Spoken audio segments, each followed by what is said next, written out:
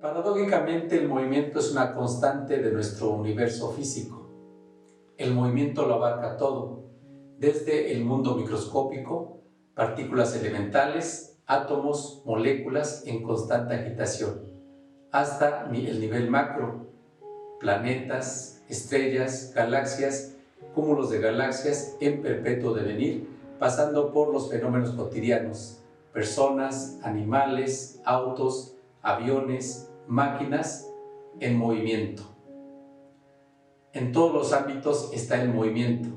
¿Pero qué es el movimiento? ¿Bajo qué variables se describe? ¿Cómo se clasifica?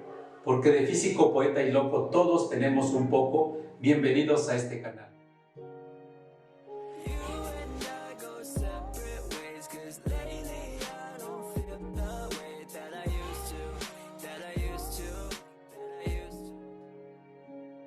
El tema de hoy es el movimiento. Y para empezar tenemos que la mecánica es una de las ramas de la física que se encarga del estudio del movimiento. Para este fin, la mecánica se divide en tres ramas que son la estática, que estudia los sistemas en equilibrio bajo los cuales se da el reposo de los cuerpos. Tenemos que a la segunda rama de la mecánica, que sería la dinámica, que estudia las causas del movimiento y de los cambios en el movimiento de los cuerpos. Y la tercera rama pues es la cinemática, que se encarga del estudio del movimiento sin atender a las causas que lo produce, es decir, estudia o nos da la descripción del movimiento. ¿Cómo se da esta descripción? Pues a través de las características del movimiento, como son la distancia recorrida por un cuerpo, el tiempo empleado en recorrerla, la trayectoria que sigue, la velocidad con la que se mueve, la posición en determinado momento, la aceleración, etc. Empecemos con algunos conceptos para la descripción del movimiento. Tenemos el concepto de partícula y tenemos que un cuerpo se considera como una partícula cuando sus dimensiones son pequeñas comparadas con el entorno bajo el cual se produce un fenómeno. Por ejemplo, si hablamos de un auto, imaginemos un auto que tiene una longitud de 4 metros y que se va a mover una distancia de 15 metros. En este caso, estas dimensiones son del mismo orden, por lo tanto, en esta situación, el auto no lo podemos considerar como una partícula, pero si el auto va a hacer un recorrido entre una ciudad y otra, entonces la distancia entre estas ciudades es muy grande comparadas con las dimensiones del auto, y en este caso sí podemos considerar al auto como una partícula.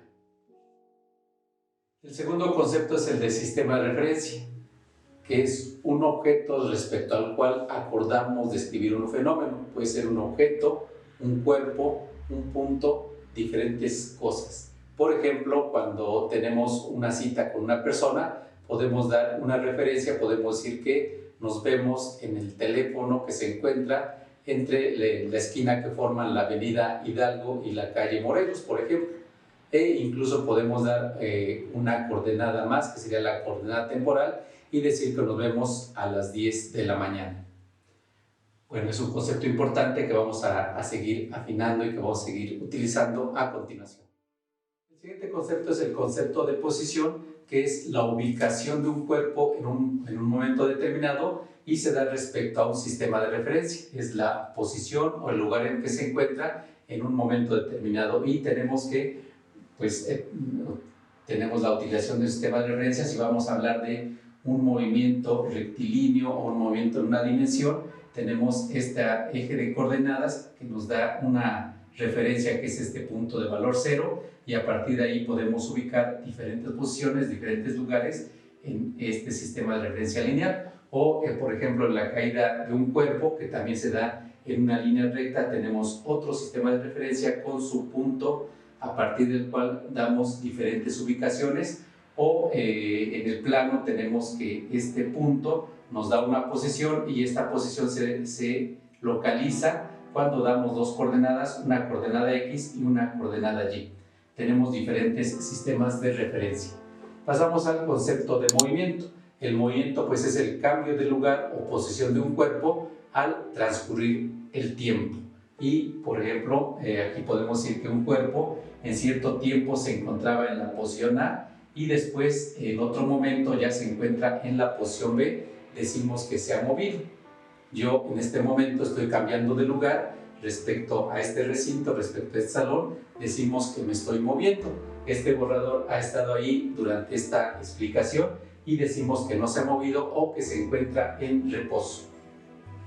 Bien, continuamos con el concepto de trayectoria y tenemos que la trayectoria es el conjunto de puntos o de posiciones por los que pasa un cuerpo durante su movimiento, y regresamos a esta figura en la cual decimos que es un objeto, un cuerpo pasó de la posición A a la posición B, y para llegar entre esos puntos, para llegar de un punto a otro, siguió o tuvo que haber pasado por los siguientes puntos, que sería la trayectoria. Unimos estos puntos por los que pasó y eso nos da una trayectoria o la trayectoria que siguió este cuerpo durante ese movimiento. Coloquialmente decimos que la trayectoria es el camino que sigue un cuerpo durante su movimiento. Y en base a la trayectoria tenemos una clasificación. Tenemos que la trayectoria más simple es cuando un cuerpo se mueve en línea recta y el movimiento se llama rectilíneo. Si el movimiento no es rectilíneo, pues tiene que ser a través de una trayectoria curva y por lo tanto se llama curvilíneo. Y dentro de las trayectorias curvas, las más comunes, la más simple en este caso sería la trayectoria circular, que es la trayectoria que sigue un cuerpo. Por ejemplo, el pivote de una llanta que está girando, pues sigue una trayectoria circular. O cuando nos subimos a los juegos mecánicos, tenemos que nos movemos generalmente en trayectorias circulares o en combinaciones de trayectorias circulares. Tenemos que los planetas se mueven alrededor del Sol en una trayectoria elíptica, como nos comprobó Kepler, ¿no? Tenemos que si lanzamos una pelota, la pateamos con cierto ángulo respecto a la horizontal, o lanzamos una bala, entonces esta va a describir una trayectoria de esta forma que se llama parábola, y por lo tanto el movimiento se llama parabólico. Si soltamos una piedra en un estanque con agua, se genera en el agua una serie de ondulaciones, una serie de movimientos del agua que pues llamamos ondas, y el movimiento sería ondulatorio. O un movimiento que no puede ser determinado, como el movimiento de una mosca, el vuelo de una mosca, de una abeja, etcétera, que no tiene una forma determinada y tampoco tiene una forma de ser predecido, se llama movimiento azaroso. Y el siguiente concepto que vamos a manejar es el de desplazamiento. Se tiene que el desplazamiento es el vector que une el punto inicial con el punto final en el movimiento de un cuerpo. Aquí hablábamos de un cuerpo que se mueve aquí en este sistema de referencia que corresponde al plano cartesiano, el plano X, Y, y decíamos que un cuerpo pasa de la posición A a la posición B y decimos que se ha movido. Para llegar de A a B tenemos muchas trayectorias, aquí está dibujada solamente una, pero hay muchas formas de llegar a B, de A a B, y puedo trazar el vector que une este punto inicial con el punto final, y ese es el vector de desplazamiento en esta situación.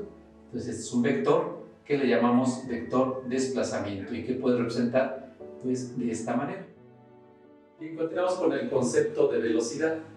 La velocidad es una magnitud física derivada que se define como el cociente entre el desplazamiento que experimenta un cuerpo y el tiempo en el cual se produce dicho desplazamiento.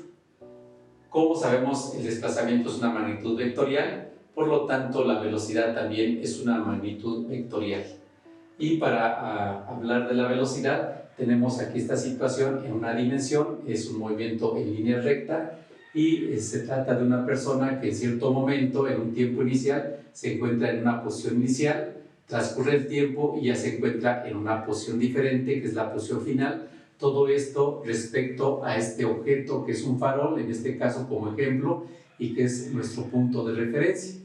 En la posición inicial, el cuerpo o la persona en este caso se encuentra en una ubicación caracterizada por este vector desplazamiento inicial, y la posición final está referenciada o está caracterizada por este vector que es el desplazamiento final. Entonces tenemos que la velocidad se tiene con esta definición y se representa de la siguiente manera: se representa con la letra V y sería el desplazamiento neto que ha tenido la persona entre el intervalo de tiempo en el que se ha producido.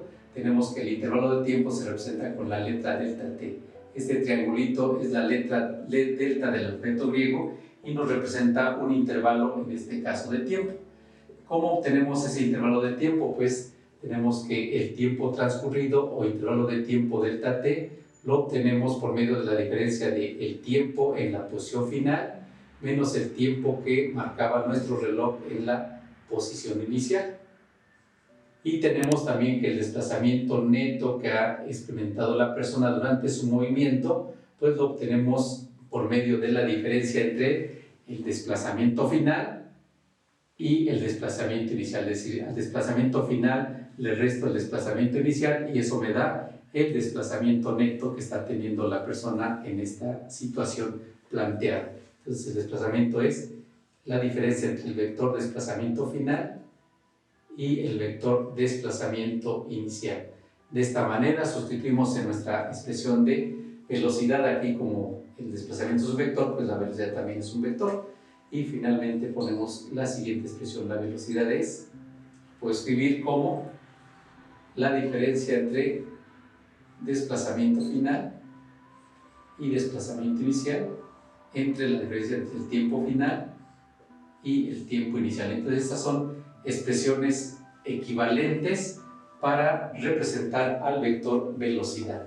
Y como trabajamos en el Sistema Internacional de Unidades, sabemos que el desplazamiento lo vamos a medir en metros, el tiempo se mide en segundos, entonces la unidad de la velocidad en el Sistema Internacional es el metro sobre segundo. En la práctica, por ejemplo, para la velocidad de los vehículos usamos los kilómetros por hora, o en Estados Unidos se usan las millas por hora, etc. Tenemos diferentes unidades, pero esta sería la unidad del sistema internacional. Tenemos que el módulo del vector velocidad, que podemos representar de esta manera, que sería el valor de dicho vector, que se representa entre barras indicando el valor absoluto de la velocidad, o que se representa con la misma letra pero sin flechas, pero sin flecha es lo que se conoce como la rapidez.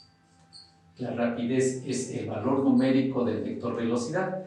Y entonces cuando decimos que vamos a un auto, por ejemplo, a 60 kilómetros por hora, eso que llamamos velocidad estrictamente es la rapidez. Y entonces hemos llegado a este concepto importante de toda esta descripción de lo que es el movimiento. Y continuando con el estudio del movimiento, tenemos aquí una clasificación del movimiento ahora en términos de la velocidad. Tenemos que si la velocidad es constante, el movimiento se llama uniforme. Sabemos que la velocidad es un vector, por lo tanto tiene módulo y dirección, por lo tanto para que sea constante tiene que ser constante tanto en módulo como en dirección. Y si la velocidad cambia, puede cambiar en módulo, puede cambiar en dirección o puede cambiar en ambas, entonces el movimiento se llama variado o también se llama acelerado. Finalmente podemos mencionar que el movimiento es relativo. Esto tiene que ver con el sistema de referencia y también nos denota la importancia de los sistemas de referencia. Hemos comentado y estamos de acuerdo en que este borrador ha estado ahí fijo, estático durante toda esta sesión, no se ha movido, no ha cambiado de lugar, por lo tanto decimos que está en reposo. Pero esto es respecto a un sistema de referencia particular que sería este local. Pero sabemos que la Tierra está girando alrededor de su propio eje a una velocidad que alcanza un valor de hasta 1500 kilómetros por hora en el Ecuador, de tal forma que este borrador se está moviendo junto con la Tierra en su movimiento de rotación. Además, la Tierra está girando alrededor del Sol a una velocidad de 90.000 kilómetros por hora, y entonces este borrador en otro sistema tiene un movimiento aún más complejo. Y entonces el movimiento, como decíamos, tanto como el reposo son conceptos relativos que tienen que ver con el sistema de referencia bajo el cual se describe. De esta manera terminamos el tema. Te agradecemos tu atención y te invitamos, como siempre, a suscribirte a nuestro canal y a que nos regales un like. Siendo así, nos vemos en el próximo video.